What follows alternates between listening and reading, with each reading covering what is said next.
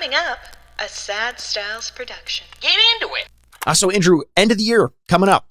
Right know. Around the corner. I know we're doing our list episodes and our best of episodes and all that stuff, but I think I kind of want to branch out a little bit and do something unlike anything we've ever done. Are you in the that's mood? Exciting. You feeling frisky a little bit? yeah, you know me. Always feeling frisky. Feeling frisky. Okay, so we're going to play a different game, right? Like, we're going to try something new. Try something new. Talk about something we've never talked about. I'll come up with this idea, like, top of my head. I've got a bunch of things swirling around here. Game. Maybe it's like a game that we really like and hasn't really come up on the podcast before. Yeah. Do you trust me with coming up with this? Mikey, I trust you. We've been doing this podcast for almost 5 years. But can you make me a deal though? Yeah, 100% Scout's honor. Yes, I can make Scout's honor. I trust you. You trust me. Yeah, absolutely. Can you promise me whatever the hell we're going to talk? It's not Overwatch, is it? So, oh no, it makes me think it's Overwatch. No, is it not Overwatch? Okay, what was it? Sorry, I didn't mean to. Let me actually think about it. But if you had the idea, why do you need to think about it? I just want to be sure. There's a lot going on in this dome of mine. I just want to cross all my T's, dot all my I's, and make sure that that the idea I had wasn't what you just said. Remind me the one thing that you didn't want it to be. Just tell me it's not Overwatch, please. Oh, no. Oh, no, great. It's definitely not that. It's all right. Fantastic. It's definitely because I had I was thinking about this idea so much lately, and I prepared a lot. So if it were that, and that's the one thing you didn't want me to do, that would suck. And I promise you, it's not that. Okay, well there we go. Then we're all set. Okay, great. I'm excited. What are we going to be playing today? Well, Andrew, this week on the Retrograde Podcast, we're going to be taking a long retrospective look at Overwatch 2 and Overwatch 1, which preceded it. I knew it.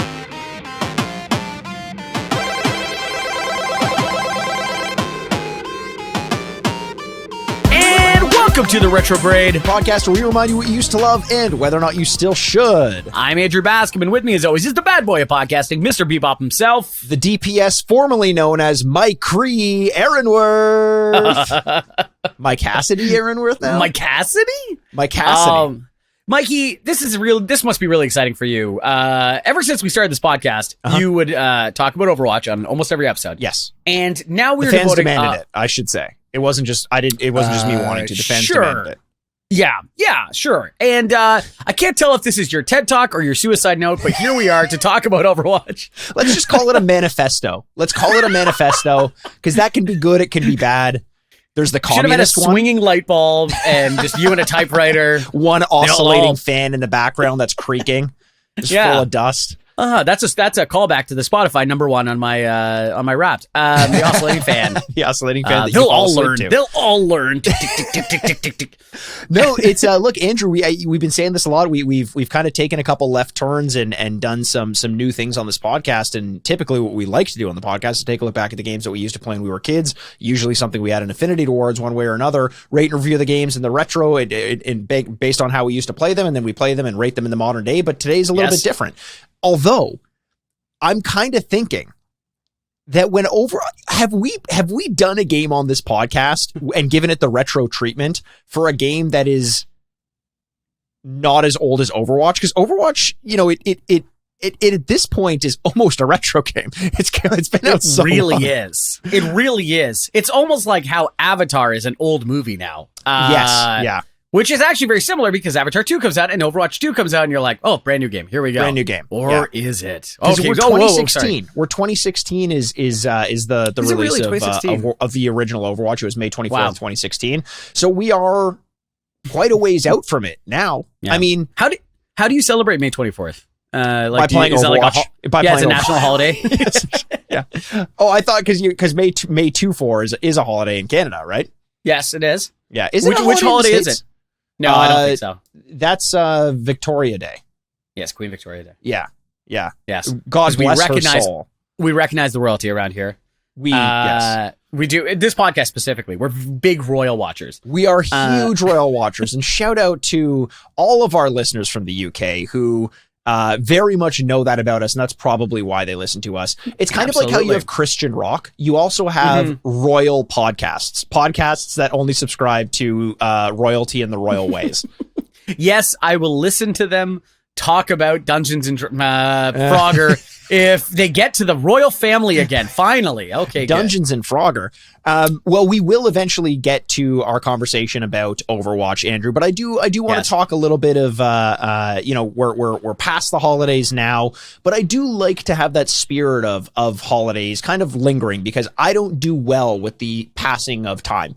So let's clutch onto the concept of Christmas in my mind for as long as we can, and I want to talk about some holiday wish list things for games. A, for things that you may have asked for this year, and B, some of the best holiday gifts you've gotten as pertains to video games. Do you have any of those off the top of your head? Yeah, I do. I remember very clearly getting the Sega Genesis for Christmas. My family was a big kind of earn it family where like it wasn't going to happen in June. It was going to happen at Christmas. Yeah. And which I at the time was infuriated by, incensed, but in the long run, I do appreciate having to wait for something. And so much so that I think that's why I have a very specific memory of opening up the Sega Genesis, being very excited, but I was pretty young at the time. And really the big one was getting the N64, which was, oh my God. Yeah. Which I think I got maybe a year after everyone else, or there was a period of time. I didn't get it upon release. Neither did I. And then getting it and going like, oh my God, like I can't believe how big of a deal this is. And that was always just something that's been fundamental. Has there ever been, since you got the N64, a purchase or a gift in your life that has meant more to you on like an existential basis? You know what? That's a great question. Probably not.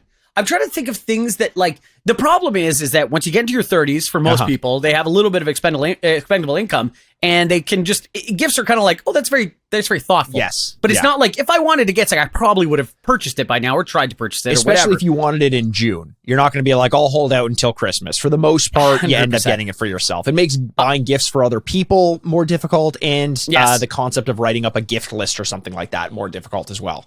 It's so true. So, like, no, I would think the only thing that I've ever used, and I always say this out loud all the time, is so in like my AirPods is like the biggest essential I have in my life because it genuinely changed my life. Mm-hmm. And so I always think about that as like the most requisite thing I own. So maybe like I think I got like the AirPod Pros one year or something like that, and going like, oh, that's so amazing. But since then, no, nothing. Yeah, no, not at all. The N64 to me, I remember seeing it in like a kiosk in a Walmart or something like that, and playing it, and the feeling that feeling of running around as Mario in the garden, which was the experience that I had, was unlike anything I'd ever experienced in my life. And I wonder what that next iteration of in the space of gaming will be for people to play and be like, my mind cannot comprehend, because now you kind of get it. It's more iterative. Like when you put on a VR headset, we've all had, a lot of us have already had some kind of experience in that realm, and it didn't make as much of a difference, to me at least, as when I first played Mario 64. Right. Is it because I'm older and my imagination has just been dulled and nothing is going to have that impact on me the way that the N64 did? I don't know. But that I remember like feeling that emotion when I played it in a Walmart, and then knowing that I was going to have that experience at home. My parents got me, because they were sold out at the time that Christmas rolled around, and they couldn't find an N64, so they reserved one and got me instead Mario 64 in the box, and said, hey, when it comes into the store, we'll get you N64, but like this is how we hold you over for now. What are you cringing about? Well, how did you take that? I loved it because I knew it was coming. I knew already at the time that like that it wasn't going to be, I was hoping they'd be like, just kidding, here's the box, it's your last gift, whatever. But I knew eventually it was going to be coming. So the way I coped with that was by opening up the box, just like smelling the cartridge, reading that cover front to back, like consistently. I knew everything. I memorized the N64 instruction manual for Mario 64, like front to back. It was just imagining what it would be like to play that game. I got so much out of that. Well, there you go. I know. I just wondered as a kid if you had that, like you're like, oh, thank you very much, I can't wait to play this game, instead of like, what the fuck fuck, it's not here, and just like having a fit or something That's like that. usually my reaction. I think my parents got gifts for Christmas not to see me feel good. It was to see me not be extremely upset that I didn't get what I wanted. I was a terrible child. We all were. Yeah. You know, like, I don't think anyone was like, wow, that kid was a saint. No. You know, so yeah, no, I remember those very clearly, and maybe, I don't know, maybe I gotta, you're right. What could I possibly get these days that would ever give me that kind of feeling ever again? I have no idea. It's a good question. Did you this year ask for, because full disclosure, we're recording this before the holidays, Yes. but so I don't know what I got, but I do know a couple things that I asked for that I'm excited about in the gaming space. Is there anything on your list? Who did you ask these for? Mommy, Who did you ask? Mommy and Daddy. What do you mean? Oh boy. No, I do. It's okay. I don't, no, my parents don't give me anything anymore. Do they not love you? So, What did you do? well, probably a lot, but, yeah. What about Santa? Like, if you're, have you not been a good boy? Oh boy. Oh boy. You know how valuable coal would be these days? Like, if I got some coal, I'd be like, nice. That's There you true. go. Yeah. I'm just saying. PS5, coal? I don't know. How much coal, though? That's the, Yeah, no, Is I it think clean the only, coal, Andrew? Or is Right, it Nat King? This is very good. This is very good. He infuriated me with the clean coal statement, a thing that makes no sense. And then Nat King Cole, and I'm like, ooh, how can you be mad at that?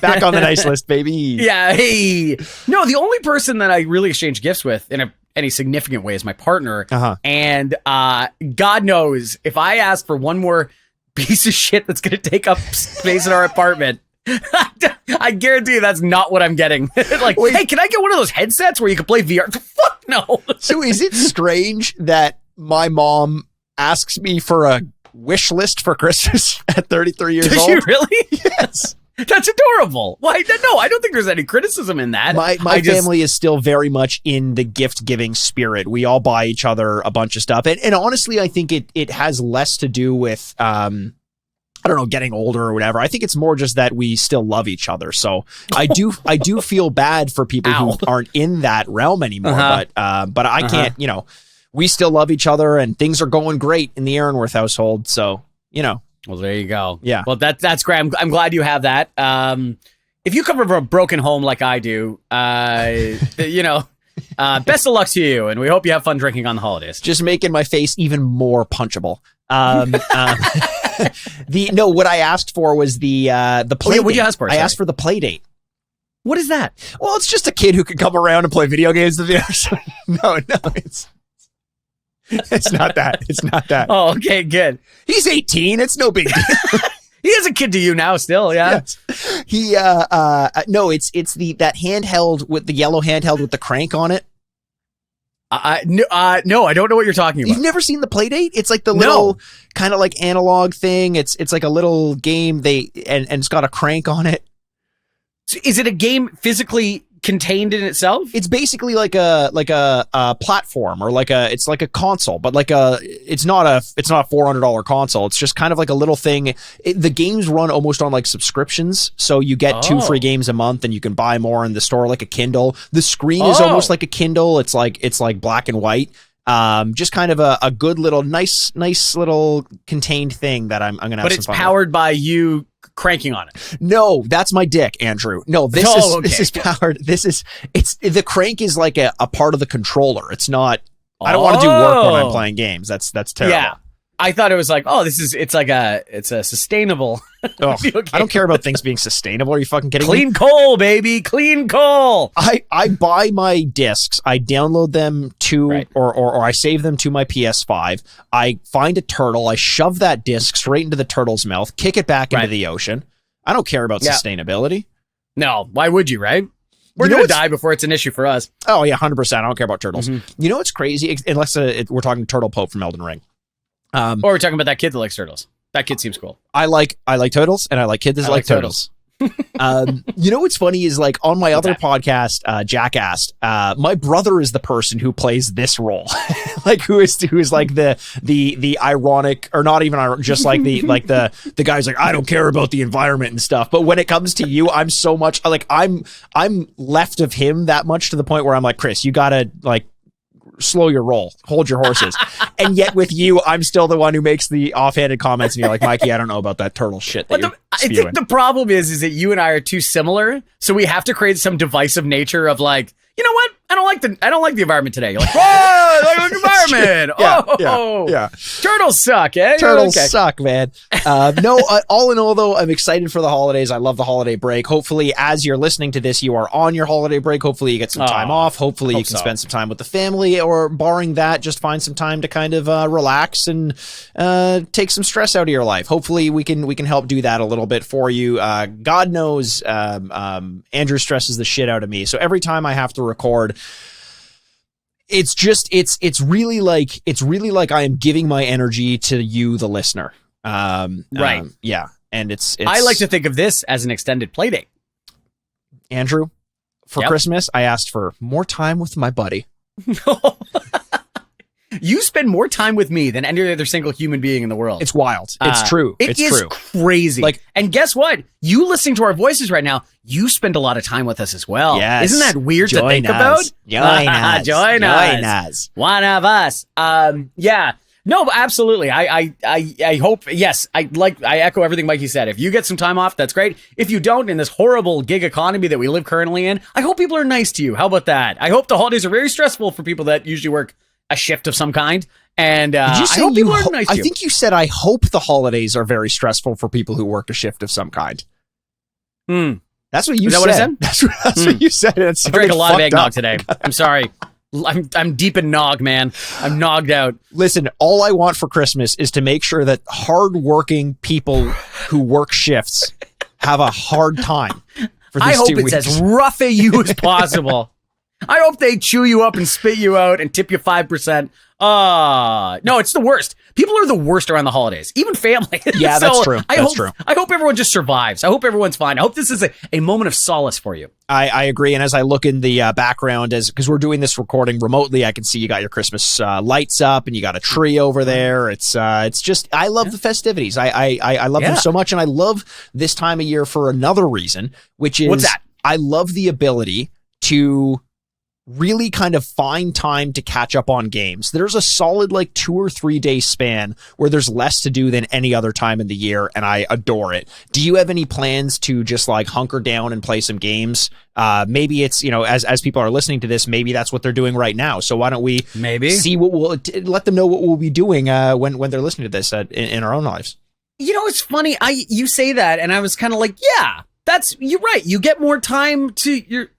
And then I was thinking, I'm like, that's a hypothetical, I think. In my life, it feels like it gets way more stressful. Like, all of a sudden, it's like, data, you go to I go to my family's Christmas, we go to my partner's family's Christmas. In one day, we go to both of them, which is a fun little drive. And it's just, there's more extended parties and stuff. And by the way, all of this is very positive. Yes. Very exciting and great, and get to spend time with people you care about and stuff like that.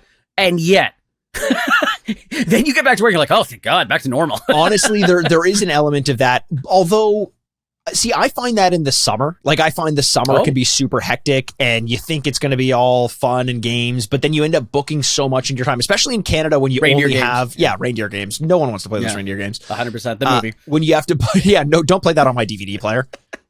Do that somewhere else. Get out of here. Huck a UMD of that into my PSP, baby. Throw it at a turtle.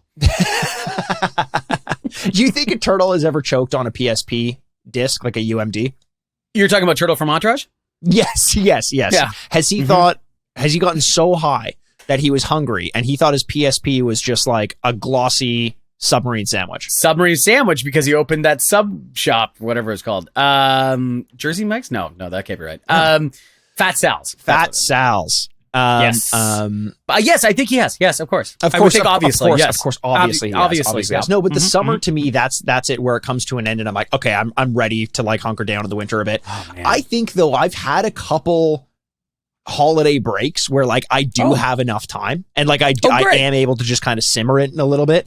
And though the problem is, I think it's going to be like that every time, and in reality, that's 1 in 10. And I'm just chasing that dragon of remember that time I just got to relax with nothing? But yeah, you do a lot of traveling and it's all good and it's all fun, but it isn't quite what you ever expect it's going to be. You can never go home again, as Gilbert Gottfried once said when he was reading James Joyce's Ulysses. That's a Wait, deep that's cut not from Robert a past Frost? episode. Yeah. Oh, okay. Wait. Oh. Wait, is it Robert Frost? Isn't You Can Never Go Home Again for Robert Frost? Wait, then why did you? Because I made the joke that I fall asleep to Gilbert Gottfried reading Right. James Joyce's Ulysses, and then you chimed in with, he never thought he would ever go home again. Well, that's also true because Ulysses was gone for a very long time. Yes. So I was making up a hypothetical about the only thing I understand about Ulysses since I read it in high school. Oh, okay, that's fair. Yeah. Okay. You're assuming I know what I'm talking about, which is a big leap and a big assumption. Yeah, you don't break the facade, Andrew. Don't break the facade. If my thing, I will say this: if you're hearing the sound of my voice, chances are I am playing God of War Ragnarok right now. That's my thing that I really want to sink my teeth into during the break. Nice. Because I know you're loving that game. I love it. And by the time people hear this, you'll probably be done it as well. So in the new year, I think maybe we'll plan to do a bonus episode over on our Patreon, patreon.com/the Retrograde Podcast. I did have a moment though, Mikey, where I was, I had said stupidly out loud that I'm like, I'm going to beat this so soon. And I'm facing one of the final villains and final bosses. Villains. Well, this one's a real have villain. A mustache and he curls it. Mikey, when you play this game, I'll explain later who I'm facing right now. He's such a piece of shit. And I so badly want to knock the teeth out of his skull. And it's a very long and extensive process. There's many stages in which you need to beat him, all the kind of things. And I think I lost for like the 5th time in a row and just kind of sunk my head down and went, why did I say anything? I could have just said I'm halfway through or something like that. And then taking your time with it. Yeah. Yeah. And then like been shocked that I finished it so fast. I'm like, oh my God. I'm being crushed under the weight of expectation. Well, it's funny. So you mentioned you wanted to knock the guy's teeth out or whatever. And that got me thinking about, I always struggle with this with God of War games because Kratos is so strong. He can like strangle hydras. He can rip apart statues. And yet there are little things like, the teeth of enemies are apparently if he can break mountains, he should be able to crack teeth like nothing else. Mikey, I have written down as a note of wanting to talk every week since we started talking about God of War. Kratos is his powers are all over the place. Over the fucking place. Over the place. He can lift up like a rock every time just to get through this little passage. Okay, that's totally fine. But then someone punches him. He's like, ow. And you're like, wait, what? Wait. Right. And then you've seen him also throw people thousands of yards away and then fly through the thing and bounce around. And then yet he can die? Like, wait, what is going on? It never makes any sense to me and it blows my mind. The most confusing element of a God of War game is all those things he can do, hucking people across the world, breaking ships with his bare hands. Yeah. How tightly sealed are the chests which contain his little orbs of life that he struggles to open every time? Who else is opening these things if not Kratos? Okay, I will say, when you're playing boy, and there's a moment where you get to Atreus, you get to play boy. I think you say Atreus because every time I see Atreus, I'm always like, Artius.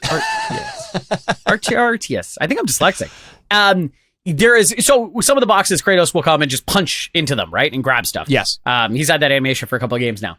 And then when you play as Artius, he starts and he tries to punch it and he goes, ow. Oh, that's amazing. That's a great little thing that they don't make a reference to, but is like a cute thing of like, of course, because he saw his massive father try and do that, but he's not his father. I can't imagine. Like, look, I haven't played the game yet, so I don't know. But the power fantasy of playing as Kratos and then having to play as little boy with a bow, I'm like, no, thank you. I don't want to. Can I say, I prefer playing as Atreus? Yeah, really, I prefer it. Yeah, wow, it's a lot more fun. He's faster. Well, see, I don't want to ruin anything. He's okay, faster. Yeah, don't ruin anything. The skill set's good, but yeah, you do play it briefly, and it's good.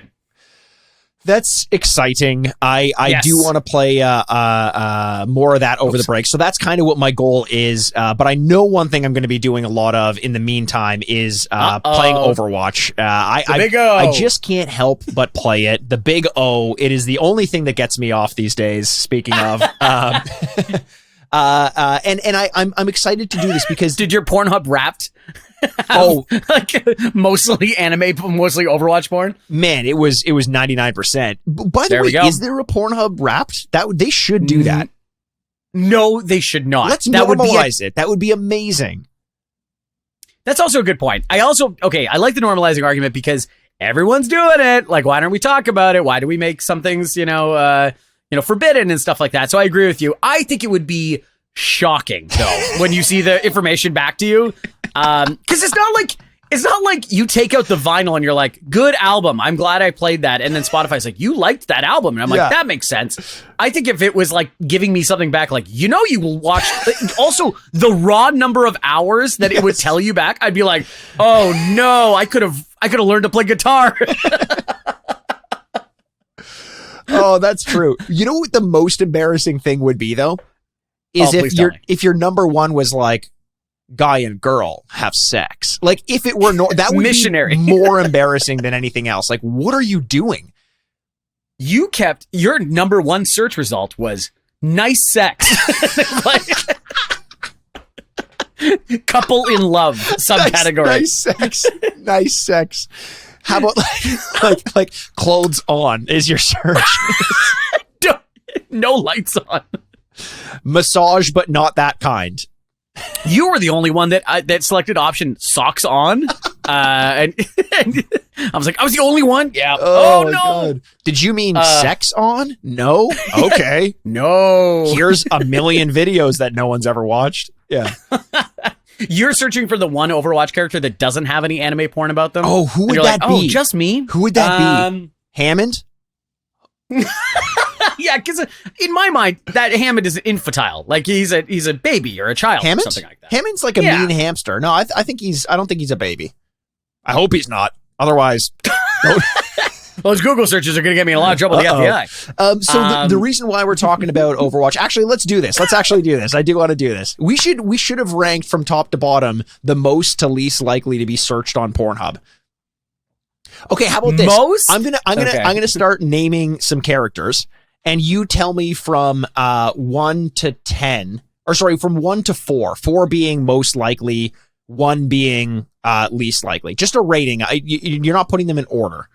Okay, how about top half, bottom half? Like they're in the top half of searches or in the bottom half of searches? That's good. All right, just here we so go. It's general. I don't know. Yeah. And I'll set this up by saying, we are going to be talking about Overwatch, and it's not just going to be like a topical, hey, Overwatch 2 is a good game. What we want to do is do like a full retrospective of Overwatch from the release of the game until now. Andrew and I have been playing it since around 2016.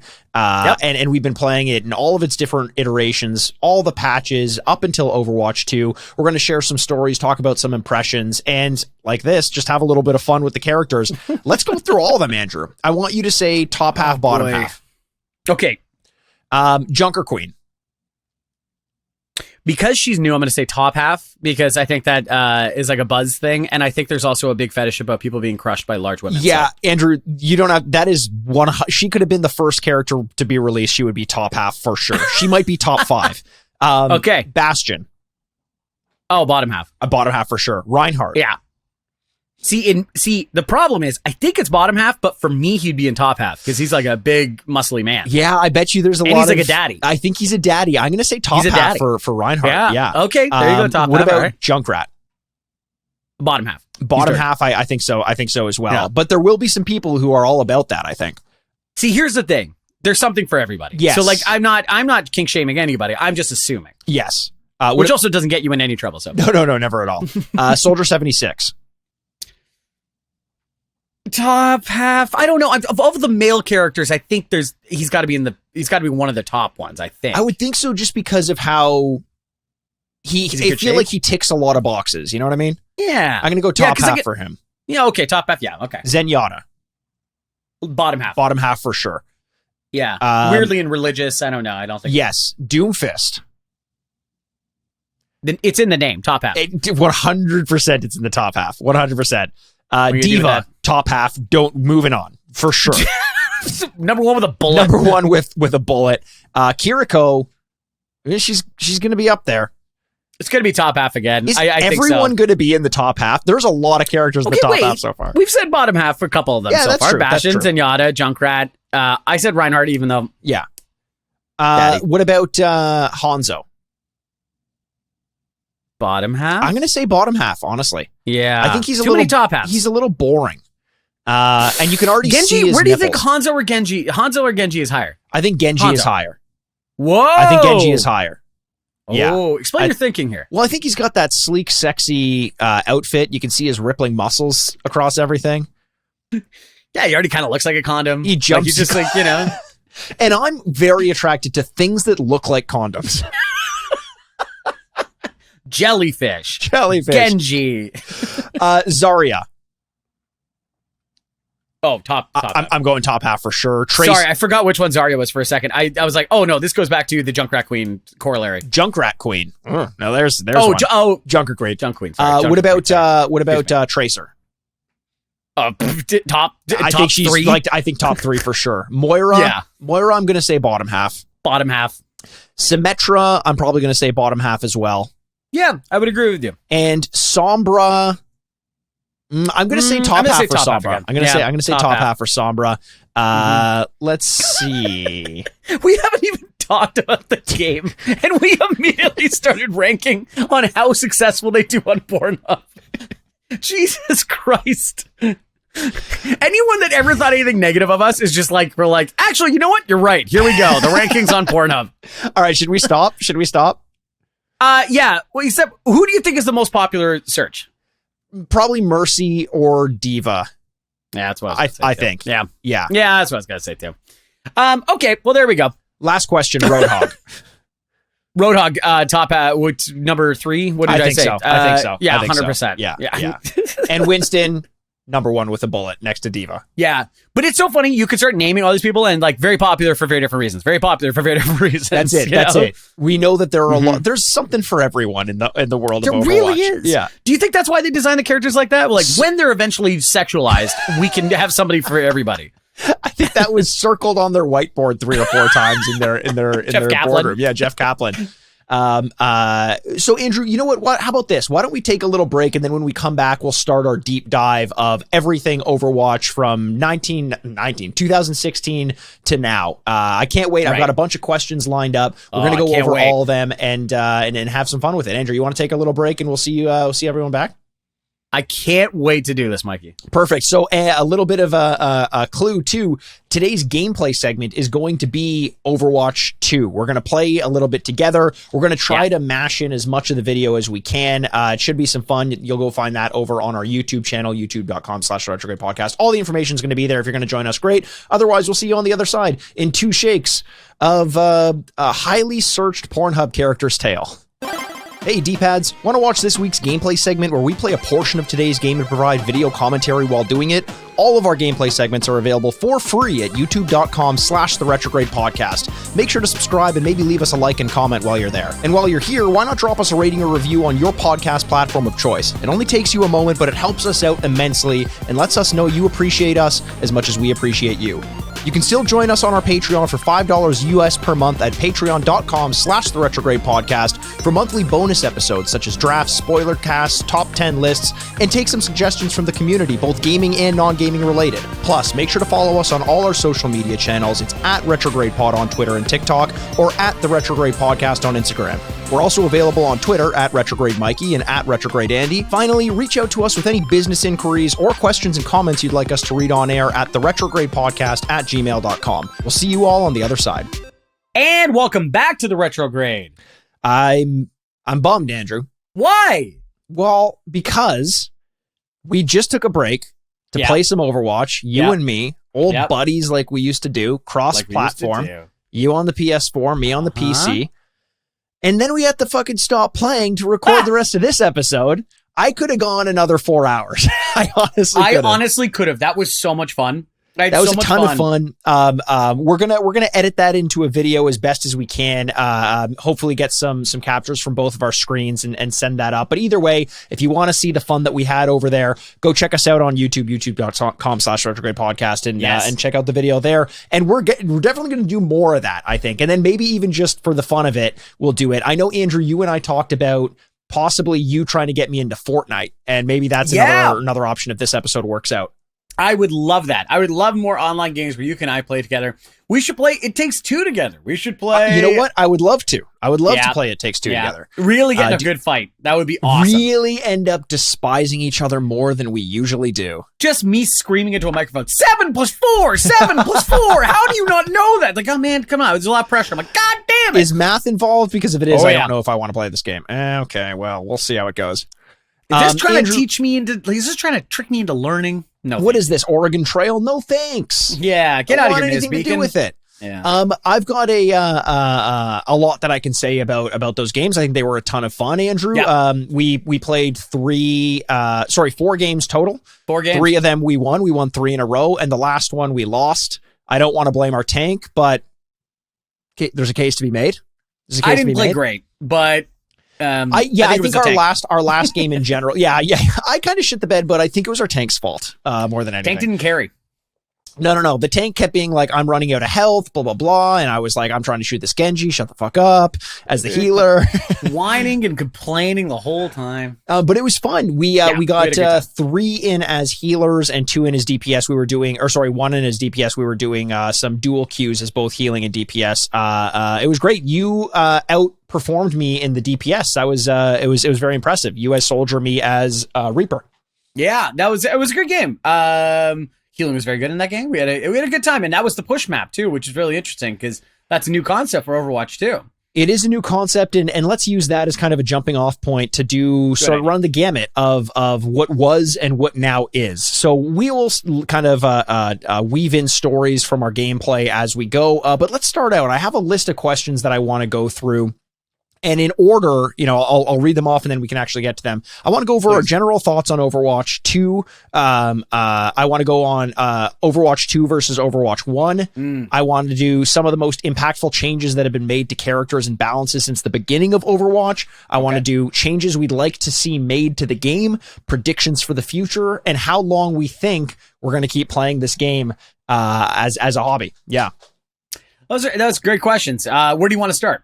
Let's start with number 1, our general thoughts on Overwatch 2, Andrew. I don't think right now this is the most that you've played Overwatch, right? Like you had a phase where you were playing it a lot more, and now it seems like you're kind of, more casually dipping your toes in, but you've had a decent amount of time with Overwatch 2. What are your thoughts on it now?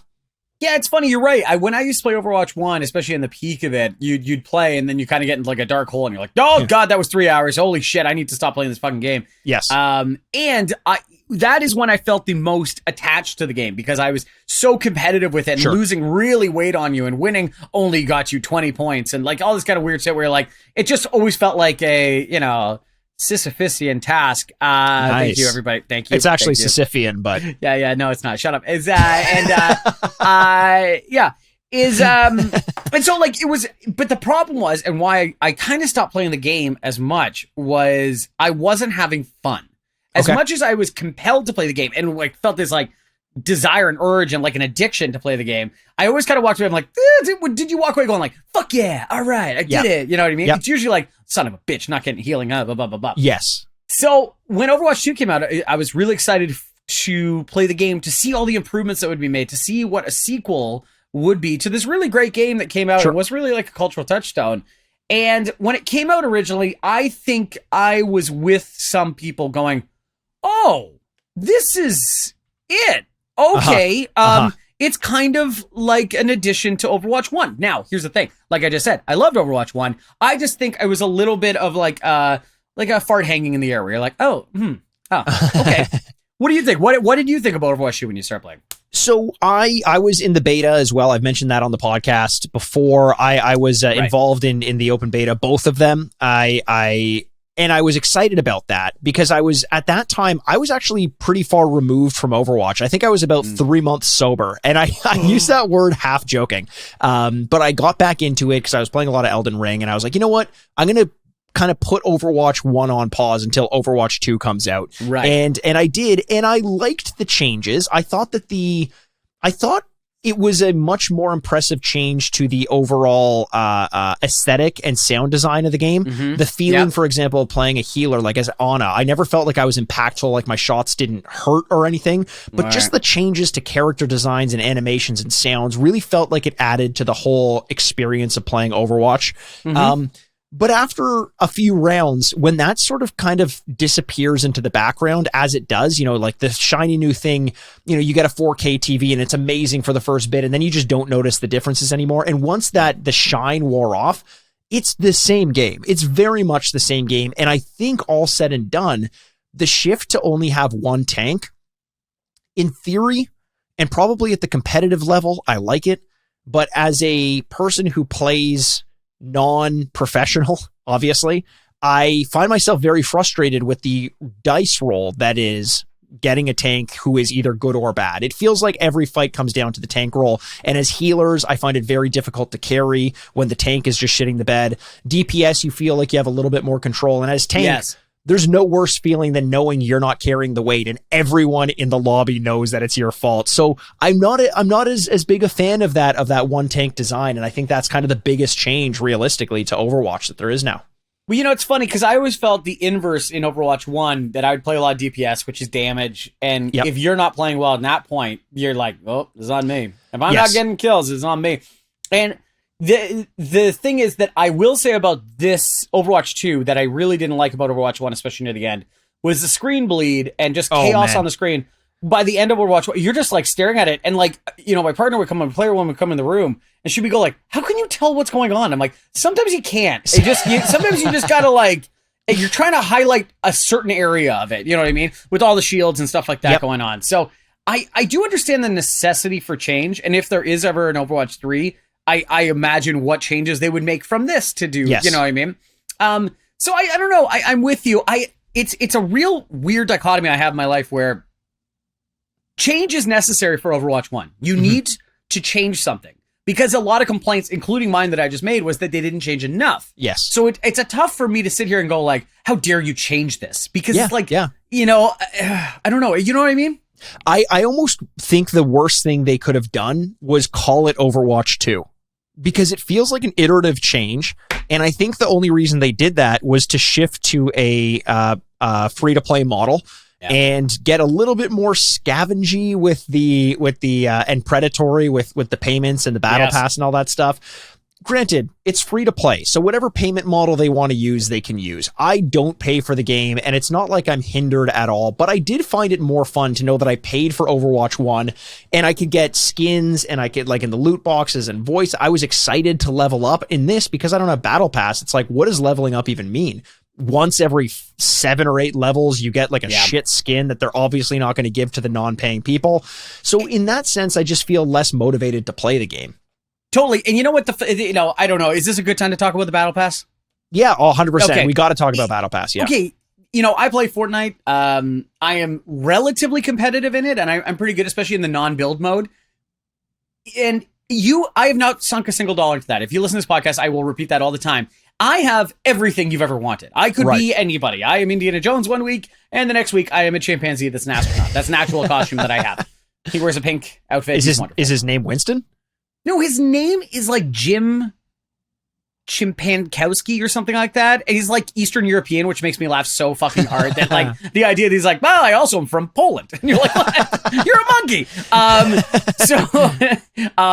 But I've never paid for a single thing. And so I think what also the biggest issue that Overwatch had going with the free-to-play model, and also introducing these pay elements is that the game was $60 when it first came out. Sure. And you got all this shit for free, all these skins, everything for free. And now you're like, well, the game's free. And you're like, great. And you're like, but everything else is going to cost you money. And you're like, wait, that feels in my mind, and this might be like a real big tell that I'm just getting older. In my mind, that doesn't equate. The game is the value. The skin is who cares. So that's nice that I get it for free every once in a while. Whereas the opposite, I'm like, I'm going to pay $10 for this skin. What are you out of your fucking mind? I can't even see myself when I play this. You know what I mean? So very true. Yeah.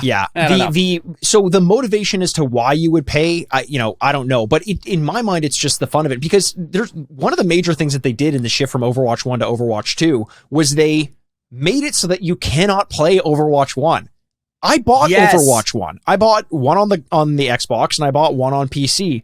So I don't care if this is free to play right now. Overwatch, because you're telling me I can't play that, you kind of reveal as Blizzard that this isn't as Overwatch 2, quote unquote, as you're telling me it is. This is a continuation of Overwatch 1. Why do I say that? Because Overwatch 1 turned into Overwatch 2. Yeah, so there is no Overwatch 1. A lot of people complain. They're like, well, why are you complaining? You got Overwatch 2 for free. So who cares if you don't get the skins and stuff? And it's like, no.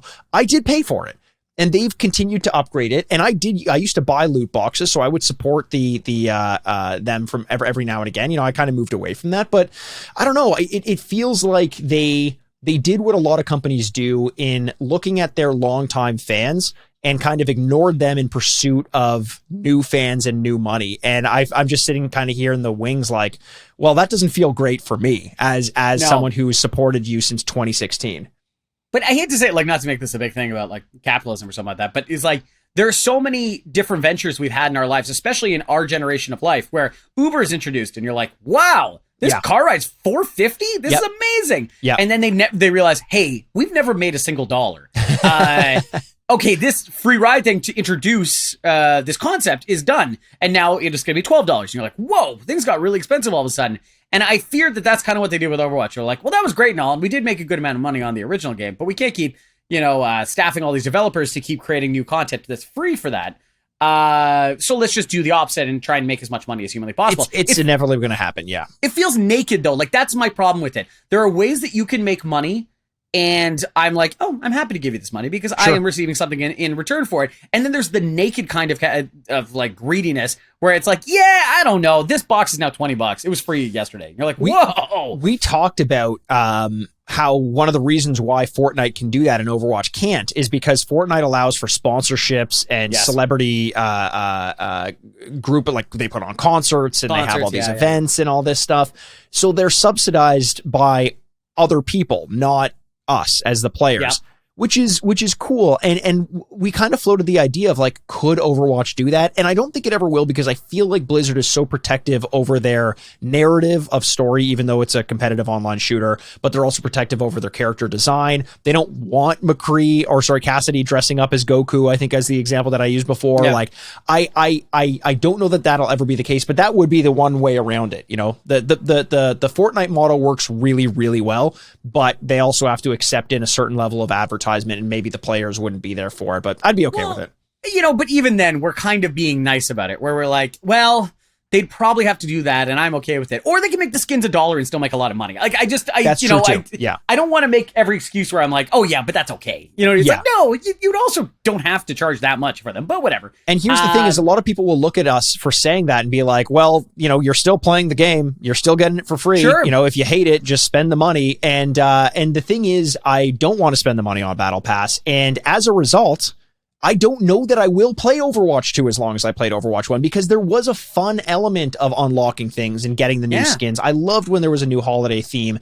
And that kind of leads us into what my next question was Overwatch 2 versus Overwatch 1. We've kind of been talking about that as well, but I'll kind of rephrase the question this way. What is the one thing from Overwatch 1 that you miss the most that is absent from Overwatch 2? It can be conceptual, it can be about the model, or it can be a type of character, a move. What do you think? That's a really good question, because, I was thinking in a bubble, you're like Overwatch 2 versus Overwatch 1, and we just spent, a good couple of minutes, slagging Overwatch 2 for some decisions they made. I weirdly do think Overwatch 2 in concept is a better game. I agree. Yeah. The graphics are better. It kind of flows more. There's more characters to choose from. There's more maps. Well, that more choice is good. That's totally fine. And so I think, why did I like Overwatch 1 so much at the time? Well, it was novel. It was more novel at the time. The concept of this and being able to log in, play 6-on-6. Whoa, that was great. Finish in 25 minutes and be done. That part I definitely do miss. I just miss the freshness of going on and feeling like you're part of something, where you're like, oh, this is kind of a big deal. And oh my God. And I gotta help that's another huge aspect of this. Gotta help the team out. Even when I play 2K or something online, there's usually a couple of really good players and they can just carry the team no matter what you're doing. Honestly, sometimes your involvement doesn't even really matter. In Overwatch, your involvement absolutely matters. And it absolutely does. It is like your weakest point, you know what I mean? Kind of thing. And so I do miss that part. Like, I miss that community aspect where, like, oh, my involvement, my play is going to let 5 other people down. I really miss that. So I think it's probably that. I like that. I like that a lot. I think in my mind, the thing that I probably liked, you don't want to go in there. Oh, so I'll just open the door a crack and you poke your head in and you get the fuck out. But in my mind, the thing I miss the most about Overwatch 1, and I don't know that you can square this circle in bringing it into Overwatch 2, because I think the game is probably better for only having one take objectively, but I miss the role of off tank. I think off tank was a fun role. I was good at it. I liked the fact that I could play main tank in a way that I would rely on a little bit of support from the off tank and know that I could kind of make some mistakes or take some risks, but as long as I was communicating with that second tank, they could bail me out or I could bail them out. Can you explain what that is? Yeah, so basically, usually what you have in Overwatch, especially when it was 6-on-6, you had 2 tanks, 2 healers, 2 DPS. And the tanks, their job was always to make space. Get out there, take some damage, soak up some of the cooldowns so that your healers and your DPS can do their job. Healers, obviously, making sure the DPS can kill things and keep you up as well. So what usually would happen is you'd have the main tank. Usually it was someone with a shield, like a Reinhardt. You could play Winston as a main tank. You could play someone like Sigma as a main tank, Orisa as a main tank. Yeah. They drop their shield down and they kind of set the standard to say, like, this is the space we're creating and our team is fighting around it. Off tank can usually support the main tank if they're available to, or maybe support the healers if there's some dive on them. Like Zarya, for example, would be a good example of someone who's typically used as an off tank.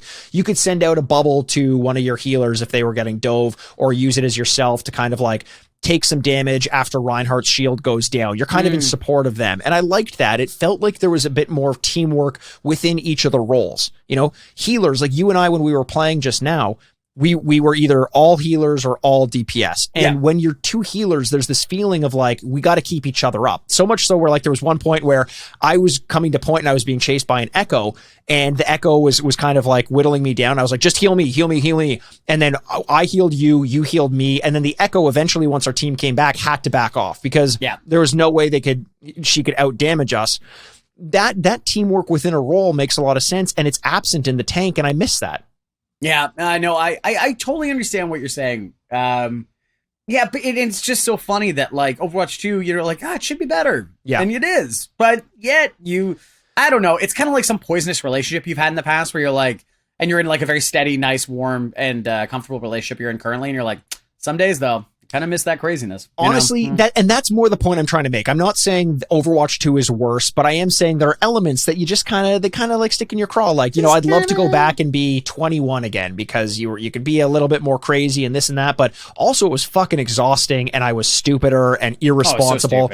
But, I'd like to be able to just kind of let loose like I could when I was 21, but I don't want to be 21 anymore. That's kind of the point I'm making here. Yeah, you can't have what you want. You can't want what you have. Interesting. Wow, yeah. Dark, deep. All right, love it.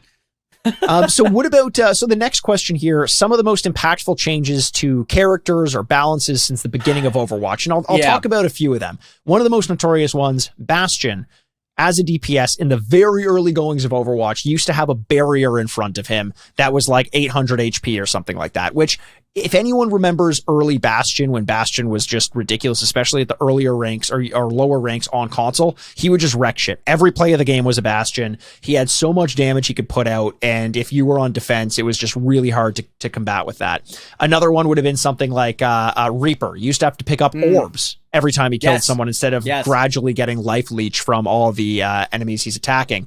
What are some other changes, either to the balance or to specific characters that you remember or miss?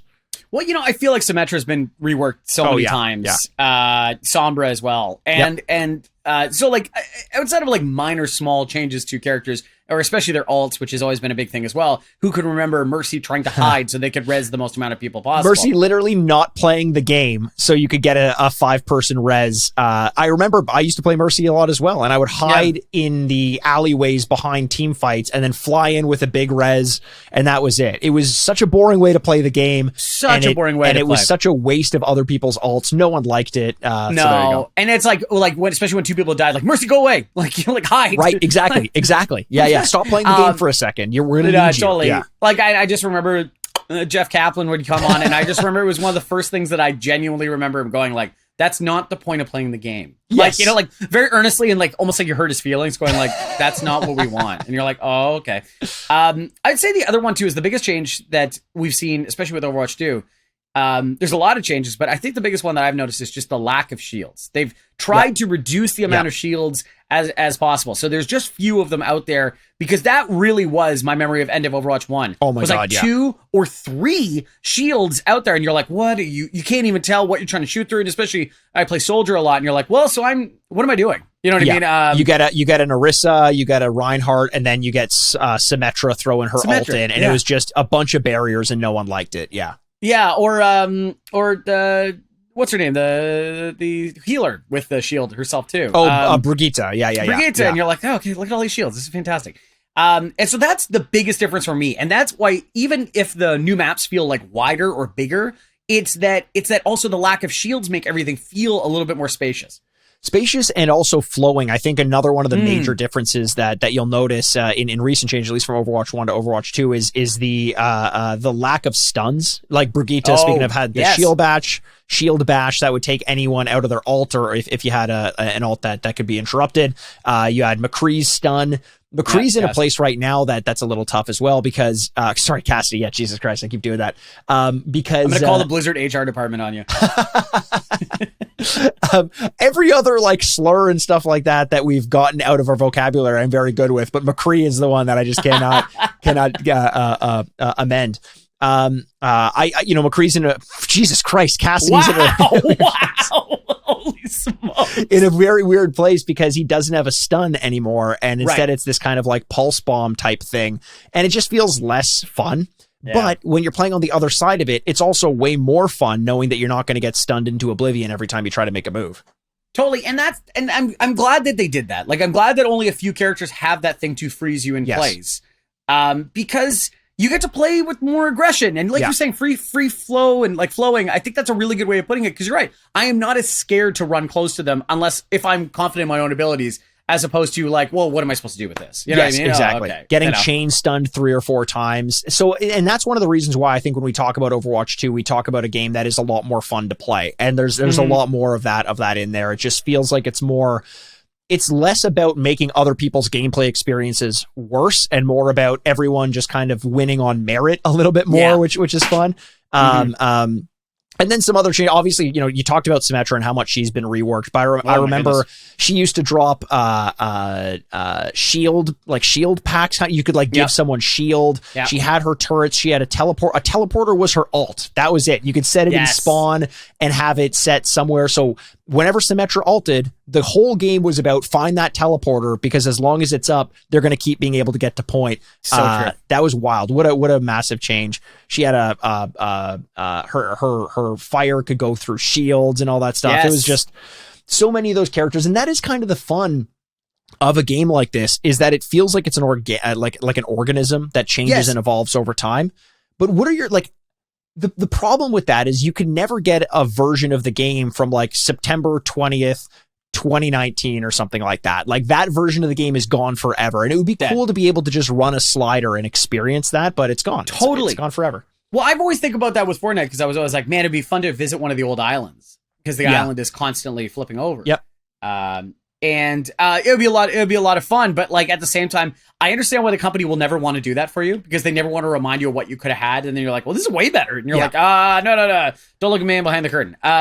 So I get that, but yeah, it is weird to think that the memories we have are impossible to recreate. You know what I mean? We can look back at photographs and videos and stuff like that of history, of long time history, and now this one's like, oh, you're gonna tell someone about it, and they're like, well, what was it like? And you're like, well, I literally can't show you. Here's a play of the game that I had back when Symmetra's move did that, but like other than that, you just can't see it anymore. Yeah, it's crazy. Wild.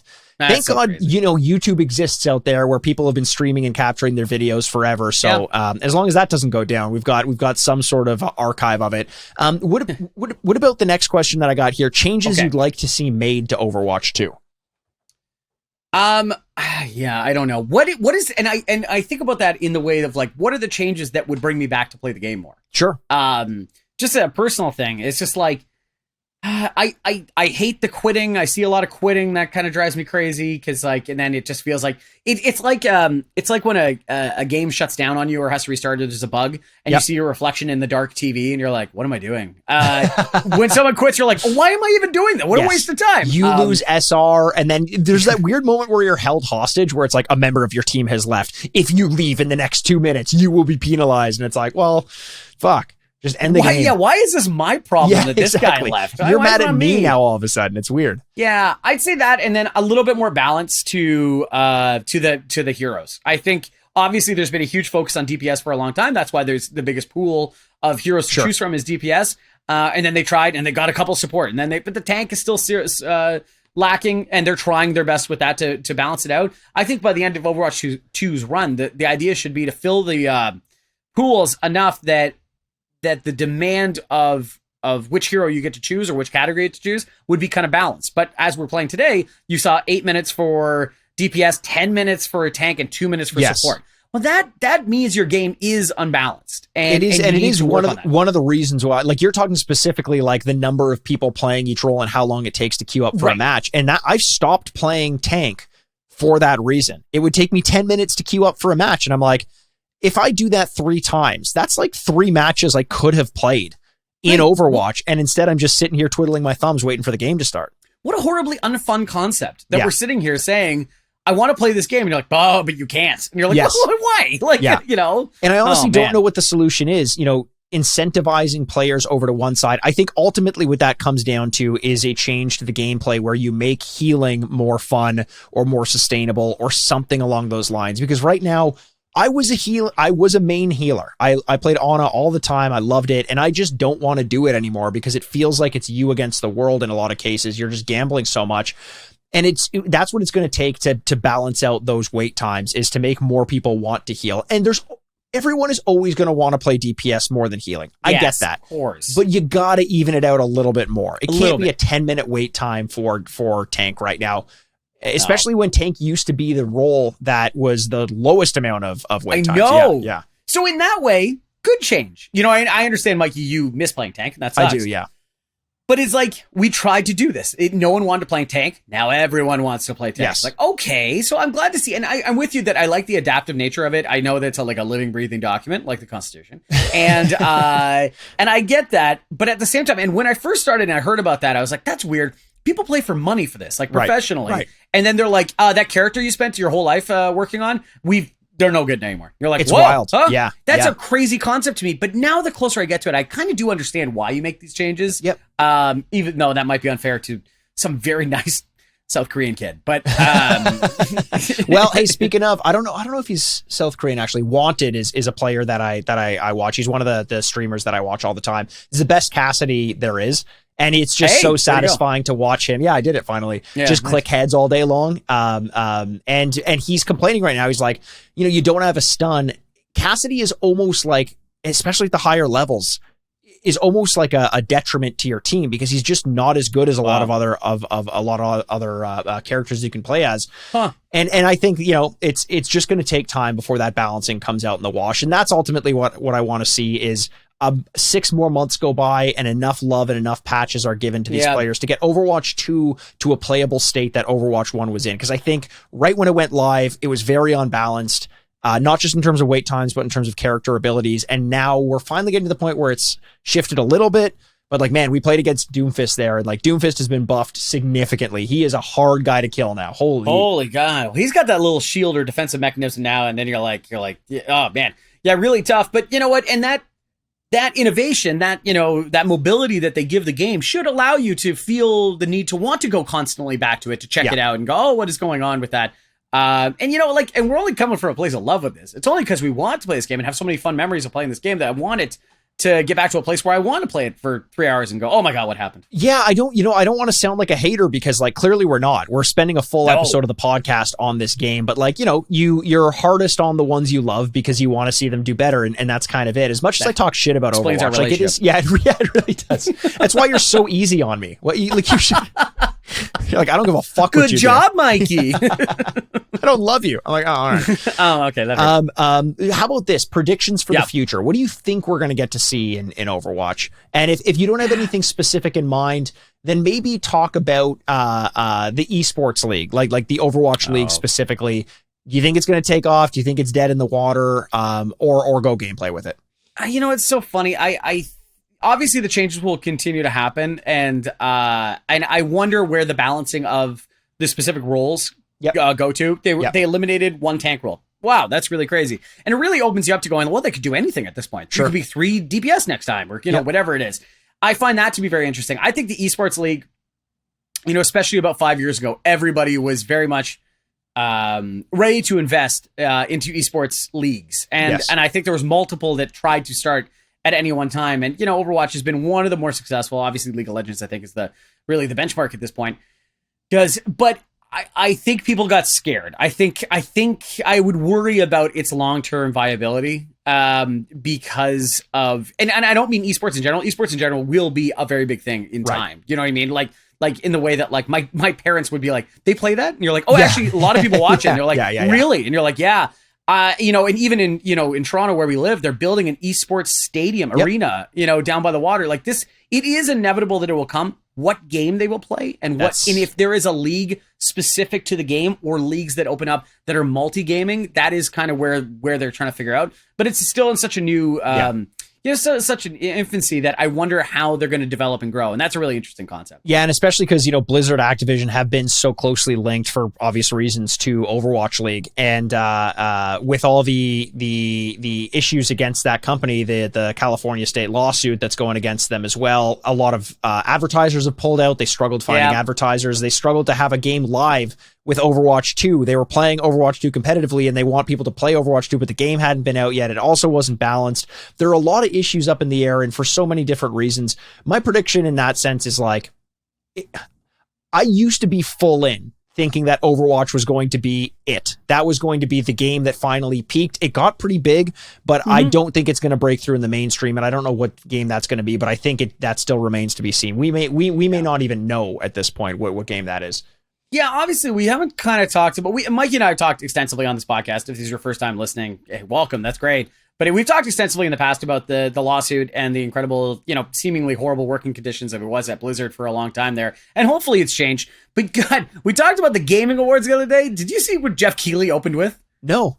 It started with this like, we will not, I need to get this off the top. We will not accept any hatred in the online community. No biases, no racism, no nothing. And then he goes, okay, thank you.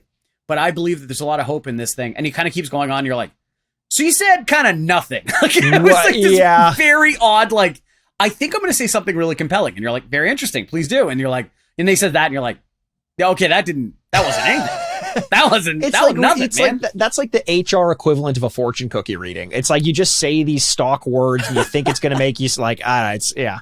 It was a strong, yeah. Yeah, actually, 100% actions speak louder than words, but it was a very like, I'm sorry you feel that way kind of like thing. Like, oh, I'm sorry about that. I'm sorry that hurt you. Yes. Yeah. I'm awesome. sorry you were offended. Yeah, that kind of thing. Way to go. I know, like good intentions, I assume, but man, whatever. Yeah, I think in terms of my prediction for Overwatch as a thing, I think that a year, 2 years from now, we're going to get access to an Overwatch 1 version. And I don't know if it's going to be Overwatch 1 vanilla, like they did with World of Warcraft, where it's like literally the first version of this game, or if it's going to be the last version that was patched before the shift over to Overwatch 2, and it's just, it exists in that form. At some point, 6v6 Overwatch 1 is going to be playable again. We're probably going to have to pay to do it, but I bet you it's going to happen at some point. Wow, that's so interesting, because I just said a couple minutes ago, I'm like, I don't know if they would ever do that. You really do believe that might happen, eh? There's money in it. So yes, I do. You know, compelling put it argument this way. there. One thing that would really bum me out is if they looked at me and said, Overwatch 1 is out. And I would say, great. And they'd say, give us $60. And I said, I already did that. Let me play my Overwatch 1 again. I'm holding the disc in my hand. Yes, exactly. Like I actually physically have the disc. And you're like, oh, yeah, that would really bum me out. Because then it's like, like I said, you can hide a couple things, kid me a little bit, and like, oh, it's a deluxe edition. You're like, oh, okay, I got it, whatever. But if they nakedly just go like, no, you gotta pay for it. That would be so atrocious if they did that. Yeah. But I do think at some point it will be accessible. How they handle the monetary side of it, I don't know. And I don't think they're going to maintain it patch wise, but I do think a version of it will exist there that we can play. And that kind of leads me into my last question, Andrew. I'm curious to get your thoughts on this. We played Overwatch 2. You've been playing Overwatch 1 for 6 years, 5-6 years, something like that. I think you started a little bit later than I did. What is your future for Overwatch going to be? How long do you think you continue playing this game? Is it always something you check in on, or do you think this has like a life cycle that's kind of coming to an end? I do believe that my time with Overwatch 2 is going to come to an end. Yeah. Soon. I've not played a ton since it came out. It came out, and like everyone, I played it for a week, and I was like, oh, okay, I just want to get a good idea of the maps and, you know, some of the new characters and stuff like that. And then I didn't go back to it. And there's probably something about that, even though I didn't make the conscious decision, I'm like, I'm not playing that, is that, you know, there's probably something to that and why I didn't play it. Now, it's funny to think about it, and I was like, well, why did I always go back to play Overwatch 1 even when I was in like ruts where I wasn't happy with it? Well, there was new skins. There was a new festival. Halloween came out, and I wanted to beat Junkenstein. You know, like those things did get you back, and no different than, Fortnite, which now it's still in the same model as Fortnite, so I think it's a fair comparison, but it's like, heads up, there's a new island. You're like, well, I gotta go at least try it. Now, what is compelling me to do this? Because I'm not going to give them any fucking money. And is like, what is compelling me to come back? Right. I'm not sure. Yeah. Doesn't mean I'm done forever. I absolutely will come back and play. And you and I just played and we had a ton of fun. 100%. But I just, on my own volition, I don't imagine I'm going back to play a whole ton. Yeah, I hear you. I would say the same thing where my passion for the game has definitely dwindled a little bit. But I have moments of a spark. Which is kind of a macrocosm of playing Overwatch in general, where like you're, 4 or 5 games and you can be losing and it sucks, and you have the one good game, like golf, right? You hit the one shot and you're like, that's why I play this. That's why I'm going back into it. But more and more, the thing that's gotten me that feeling where I stop playing Overwatch and feel good is when I've done so socially. So I think that's kind of essential. But the problem is a lot of my friends are moving away from Overwatch.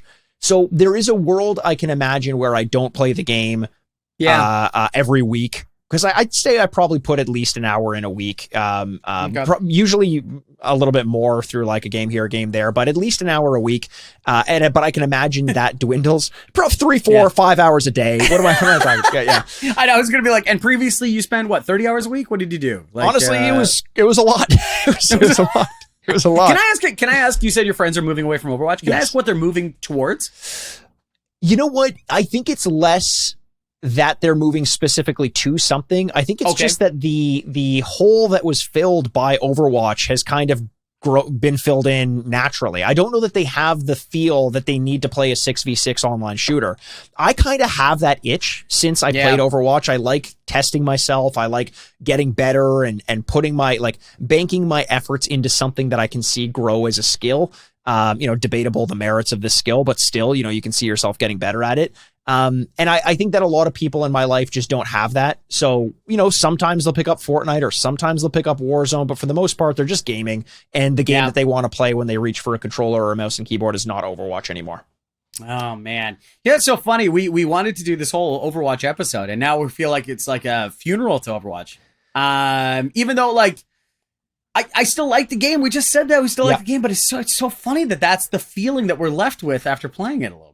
It is. And, it was always just kind of a check-in of where we're at. And I think we kind of realized that we're not as deep into it as we were. I would like to just have a healthier relationship with it in the sense that I could pick it up, put it down, not play it for a couple weeks, pick it up.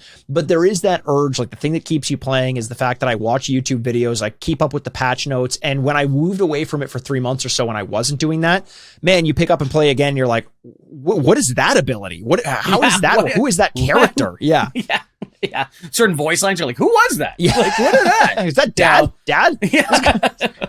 But that's about it. Andrew, I had a blast talking about Overwatch, and I'd love to do these deep dives a little bit more. Not a review show, but just kind of a retrospective, as the Retrograde does, better than anyone else, as I'll say. That's my review of it.